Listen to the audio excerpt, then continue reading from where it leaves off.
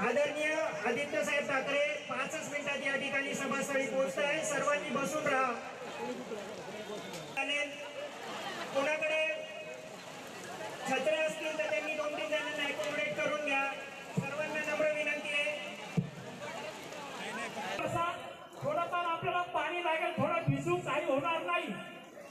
थोड्या वेळामध्ये आपोआपच त्या ठिकाणी ताणराजा आपल्यावरती कृपा करून थांबेल।